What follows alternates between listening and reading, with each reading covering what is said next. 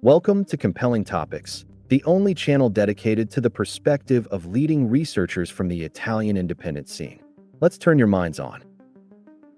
For centuries, the fate of the Knights Templar has been surrounded by mystery. After the dramatic persecution of the order in the early 14th century, the official story tells us that the Templars disappeared. Their leaders were arrested, their properties confiscated, and their order dissolved by papal decree. But history is rarely so simple. In this first episode, with Nicola Bizzi, we explore the Templar story, their survival, their hidden legacy, and the many theories surrounding their influence after the fall of the order.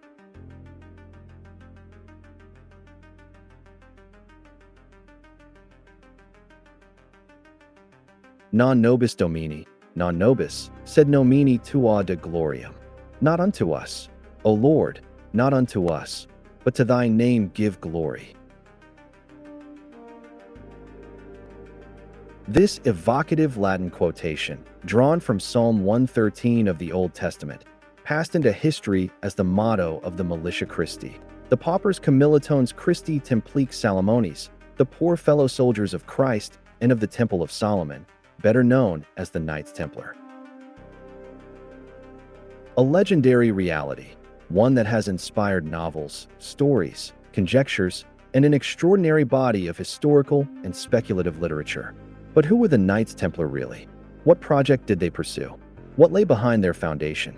We will try to uncover it together in this new exploration.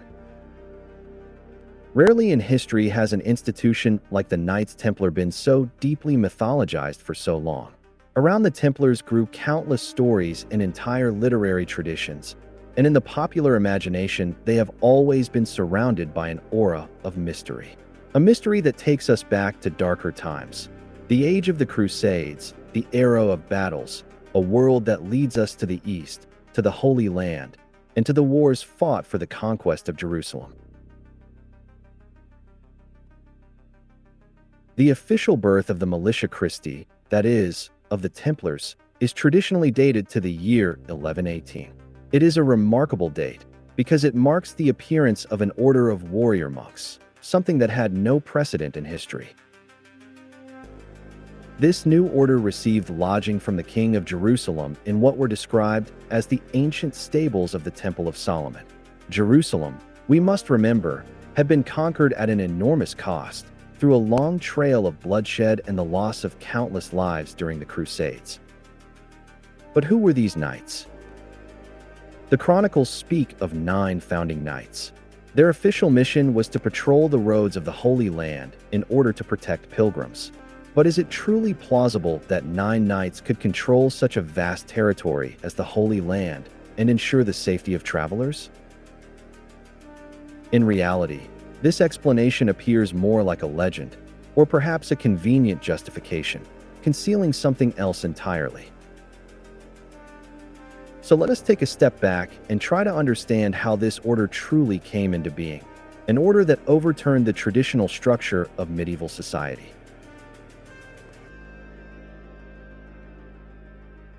Medieval society was divided into 3 fundamental estates: the bellatores, those who fought; the men of arms, the orators, those who prayed; the clergy and the monastic orders; and the laboratores, the workers, those who sustained the other 2 classes by cultivating the fields, working in workshops, and producing the resources necessary for society. Until that moment, no monastic order devoted to warfare had ever existed. It was an unusual, even anomalous precedent, and it sparked considerable debate at the time. In the end, however, it was accepted under the justification of the need to fight the infidels and defend the Holy Land.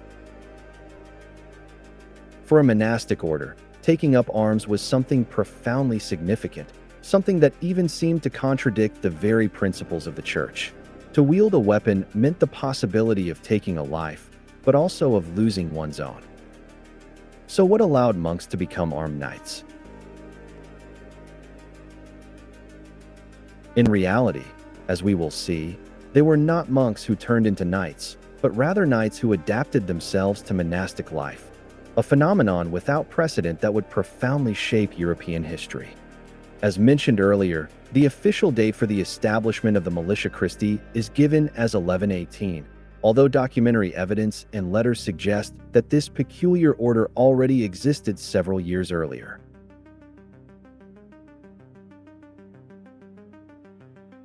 If we dig into the folds of time, into the darker pages of history, we might hypothesize that the project behind the creation of the Order of the Temple began many years before, and that even the crusade which led to the conquest of Jerusalem may have been part of a far larger design. To understand how all this could have happened, let us travel back in time and imagine ourselves in the Ardennes, a frontier region between France and Belgium. At that time, it lay outside the major commercial routes, yet it was associated with a very remarkable figure, Matilda of Canossa. Who was Matilda of Canossa? She held numerous titles: Margravine of Tuscany, Duchess of Lorraine, and, most interesting for our story, she was the adoptive mother of Godfrey of Bouillon, one of the central figures of the First Crusade and the man who would play a decisive role in the conquest of Jerusalem. Before the year 1070, a mysterious group of Calabrian monks from a monastery in the mountains of Cosenza, the monastery of San Martino di Pietrafita, traveled to the Ardennes and were welcomed by Matilda of Canossa. That monastery was the same one where Joachim of Fiore had lived, a figure associated with spiritual and mystical traditions that would deeply influence the medieval world. The chronicles speak of a certain Peter and a monk called Ursus as the leaders of this group. Curiously, Ursus was also an appellation attributed to the rulers of the Merovingian dynasty. But these monks were not alone. They were accompanied by a particularly intriguing figure, Hugh of Pagani Embriaci, Margrave of Nassau, a knight whose son, Hugh II of Pagani, would later enter the service of Count Hugh of Champagne, a figure closely linked to the birth of the Order of the Temple. At that time, Champagne was essentially an independent county. We must not imagine a centralized France like the modern state. The territory was divided into counties, marquisates, and lordships that often acted autonomously from any central authority.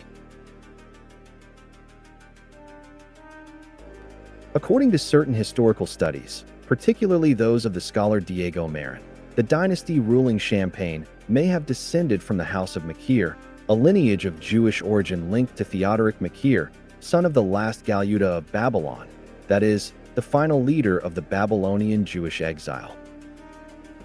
France itself is rich in legends and traditions. One of the most famous concerns Mary Magdalene, who according to certain traditions fled Jerusalem and landed in Provence, near Marseille. Some narratives even claim that Mary Magdalene had children, giving rise to what has often been described as the supposed bloodline of Christ. In France, this tradition has always been deeply rooted. Even today, there is a place called Les Saintes Maries de la Mer, which according to tradition marks the landing site of Mary Magdalene and her companions. Provence, moreover, was a culturally unique region. Until the 4th century AD, Greek remained the principal language there, and a strong Jewish community had settled in the region following the revolts against Rome. According to certain interpretations, this community may have welcomed and protected Mary Magdalene, later intertwining with several European lineages, including that of the Makir family. Returning to our story, before 1070, Matilda of Canossa is said to have met with these mysterious Calabrian monks. Present at the meeting were also Count Hugh of Champagne and Hugh of Pagani Embriaci. During that encounter, the idea of creating an order of warrior monks may have been discussed, an order whose mission would extend far beyond merely patrolling the roads of the Holy Land.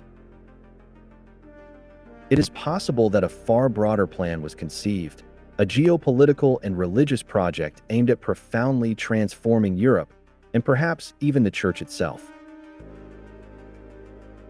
That meeting may also have laid the groundwork for the founding of the Abbey of Orval, where the monks from Calabria would later settle to establish a new monastic community. Matilda of Canossa, then, as the godmother of the future Templars? It is a possibility. But who were the 9 founders of the Order of the Temple? We do not know all their names with certainty, but the figure who appears as the principal founder was Hugues de Payens, the first Grand Master of the Knights Templar. Among the founders we also find Fulk of Anjou, a member of a family that would later be frequently associated with chivalric and esoteric traditions.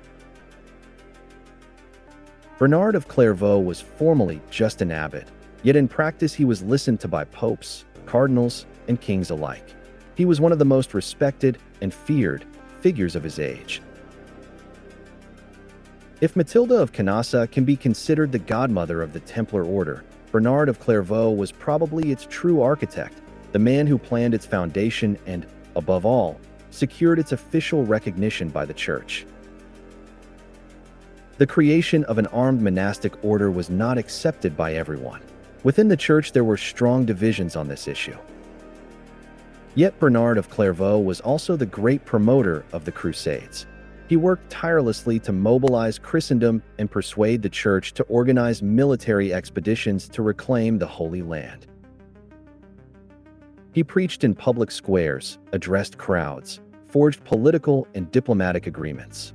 And it was he who wrote the rule of the Knights Templar, their code of life, which would later be officially approved by the Church during the Council of Troyes.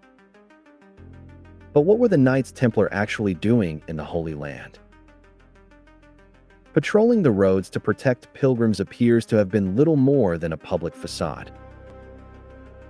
For years, the 9 founders accepted no new members, and there is no record of them being engaged in battles or escort missions.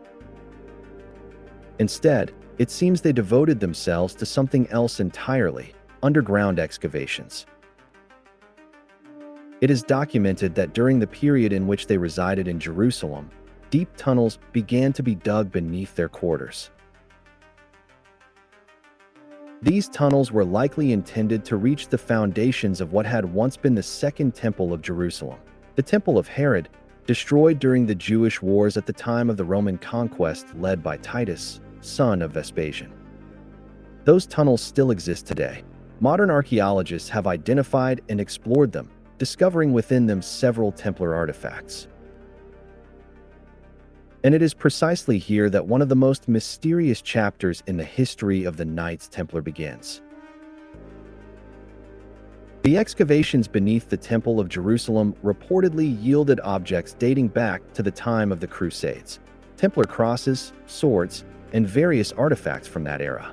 But as for what the Templars were truly searching for, or what they might have discovered, archaeologists remain tight-lipped. Perhaps they do not know, or perhaps they simply do not wish to reveal it. It is almost certain, however, that they uncovered something of immense importance. Some speak of the Ark of the Covenant, others of hidden treasures. The most plausible hypothesis, though, is that they primarily found ancient documents and manuscripts, texts that could have conferred extraordinary power. According to this interpretation, the Templar project was not merely the personal initiative of Hugues de Payens, the founder of the order. Rather, it emerged from a broader and secretive plan, guided by a mysterious fraternity, the Rosicrucians, an esoteric tradition that, according to some sources, traced its roots back to antiquity, even to the Roman Empire. In this view, the Templars were the guardians of an alternative form of Christianity, a version linked to the origins of the Christian faith, connected to Mary Magdalene, the bloodline of Christ, and, above all, the Johannine tradition, emphasizing the centrality of John the Baptist. This form of Christianity was particularly widespread in France and intertwined with the Cathar movement, against which the Church would later launch a full-scale crusade.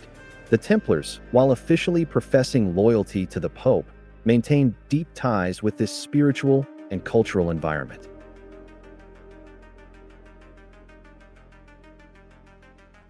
Traces of this vision can also be found in Templar literature, particularly in the famous Grail romances, works dense with esoteric symbolism that seem to reflect the mysterious world hidden behind the Order's origins. In the Holy Land, of course, the Templars did not confine themselves to excavations. After years of activity, likely concluding once they had found what they sought, they began to expand the Order rapidly. New knights joined their ranks, bolstered by the strong support of Bernard of Clairvaux, who actively promoted their cause and persuaded many noble French families to send their sons to the Templar militia. From that moment on, the Order began to grow relentlessly.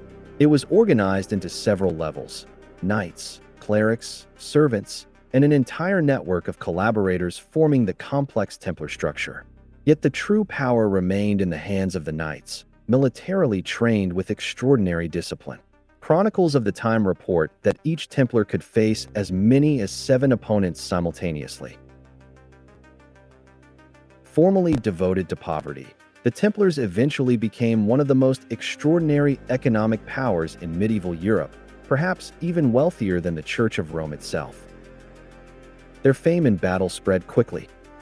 They fought in numerous engagements in the Holy Land, earning not only the respect of Christian armies, but also that of their Muslim adversaries. Chronicles tell us that even Saladin, the great commander who reconquered Jerusalem, recognized the valor of the Templar Knights. In the East, the Templars also established contact with another mysterious order, the so-called Assassins, the Hashishin, a mystical and warrior sect led by the legendary Old Man of the Mountain. Many scholars believe that it was through these contacts with Sufi mystics that the Templars absorbed part of their esoteric knowledge. Thus, the early phase of Templar history is closely tied to the conquest and loss of Jerusalem. But behind the Crusades, there may have been another mission: to prepare for the return of Godfrey of Bouillon's lineage to the throne of Jerusalem and to recover a sacred object of immense power. According to some traditions, this was the Stone of Destiny, the stone upon which the kings of David's line were crowned. Legend holds that it was removed from Jerusalem by Joseph of Arimathea, transported first to Ireland, then England, and finally Italy, where it was entrusted to Matilda of Canossa, one of the great protectors of the Templar Order. From here emerges a complex web connecting the line of David, the bloodline of Christ, the Merovingian dynasty, and a series of historical mysteries, reaching all the way to the famous Rennes-le-Château affair. Meanwhile, the Order of the Temple continued to expand. The Templars answered formally only to the Pope, making them independent from kings, bishops, and local authorities. Hugues de Payens traveled continuously between the Holy Land and Europe's principal courts to recruit new members. Many of the young entrants came from the most prominent noble families of France, Italy, Germany, Spain, and Portugal. Upon taking their vows, they renounced all personal property, which was donated to the order itself. In this way, the Templars accumulated extraordinary wealth: lands, castles, donations, and estates, quickly transforming them into the greatest economic and military power of the Middle Ages. When Jerusalem finally fell to Saladin, the order lost its main theater of war, but it did not disappear. On the contrary, it relocated its operational center to Europe, first to Cyprus and later primarily to Paris, which became the heart of Templar power. From that moment, a new and even more mysterious phase of their history began. This concludes the first episode dedicated to the mystery and myth of the Knights Templar. Don't miss the next episode, the second part, again with Nicola Bizzi, here on Compelling Topics.